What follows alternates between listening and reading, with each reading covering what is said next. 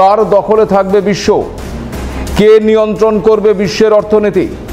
কার দ্বারা পরিচালিত হবে বিশ্বের ছোট মাঝারি দেশগুলো? এর জন্য লড়াই চলছে দীর্ঘ সময় ধরে। প্রথম এবং দ্বিতীয় বিশ্বযুদ্ধ থেকে ওই কোল্ড ওয়ার সবই তার প্রতিফলন। বর্তমানেও আন্তর্জাতিক রাজনীতির মঞ্চে এক অদ্ভুত খেলা চলছে, যে খেলায় জড়িয়ে রয়েছে এই ভারতও। কারণ গ্লোবাল শক্তি হিসেবে ভারতের উত্থানকে আজ আর অস্বীকার করতে পারছে না ওই পশ্চিমা দেশগুলো। আর সে কারণেই ভারতকে ফের একবার বাগে আনার চেষ্টা চলছে। সম্প্রতি আমেরিকার একের পর এক সিদ্ধান্তে তা যেন একেবারে পরিষ্কার হয়ে গেছে। ডোনাল্ড ট্রাম্প দ্বিতীয়বার দায়িত্ব নেওয়ার পরেই আমেরিকা ফার্স্ট নীতিতে সবথেকে বেশি যে দেশটির প্রতি চাপ সৃষ্টি করেছে তা যে ভারত, সেটা গোটা বিশ্বের কাছেই পরিষ্কার। প্রশ্ন হচ্ছে, কেন? এই চাপের নেপথ্যে কি নিছক ওই বাণিজ্য বা ওই ভূ রাজনৈতিক স্বার্থ, নাকি এর শেকড় লুকিয়ে রয়েছে আরো অনেক গভীরে? প্রশ্ন উঠছে এটাও যে কোনো দেশ যদি আমেরিকার বশ্যতা স্বীকার না করে, তবে সেই দেশের বিরুদ্ধে গোপনে কিংবা প্রকাশ্যে এক রেজিম চেঞ্জ কৌশল প্রয়োগ করা হয়। এখানে আপনাদেরকে একটু জানিয়ে রাখি যে এই রেজিম চেঞ্জ মানে কি। রেজিম চেঞ্জ মানে একটি সরকারের পরিবর্তে আরেকটি সরকার প্রতিস্থাপন।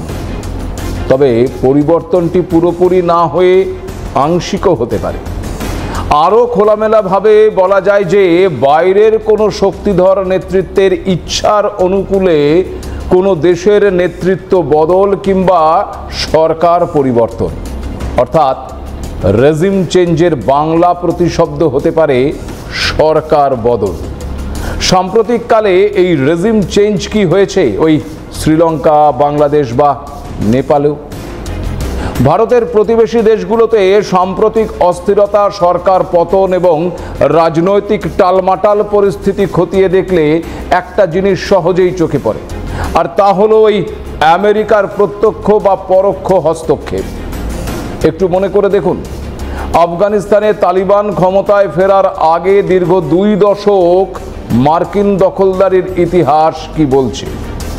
পাকিস্তানে নির্বাচনের আগে কিংবা পরে ওই আমেরিকার রাজনৈতিক গুটি সাজানো ঠিক কি বার্তা দিচ্ছে? বাংলাদেশে গণতন্ত্র বনাম স্বৈরতন্ত্রের বিতর্কে ঢুকে পড়ার নেপথ্যে কার বা কাদের ছায়া? সবটাই কেমন যেন একই ছকে বাঁধা খেলা। আর এই ছকে কোনোভাবেই পা গলাচ্ছে না ভারত। সে কারণেই কি ভারতের চারপাশের ভূ রাজনীতিকে জটিল আর অস্থির করে তোলার চেষ্টা চালানো হচ্ছে? দেখুন, এই আশঙ্কা কিন্তু অমূলক নয়, কারণ ইতিহাস সাক্ষী আছে যে আমেরিকার এই নীতি নতুন নয়। সেই ইন্দিরা গান্ধীর সময়কালেও ভারতের ওপর চাপ সৃষ্টির একাধিক প্রচেষ্টা চালিয়েছিল ওয়াশিংটন। 1971 সালে পূর্ব পাকিস্তানের স্বাধীনতার আন্দোলন জোরদার হয়। শেখ মুজিবুর রহমানের আওয়ামী লীগ পাকিস্তানের নির্বাচনে সংখ্যাগরিষ্ঠতা পায়, কিন্তু পশ্চিম পাকিস্তানের শাসক গোষ্ঠী ক্ষমতা হস্তান্তরের ক্ষেত্রে আপত্তি জানায়।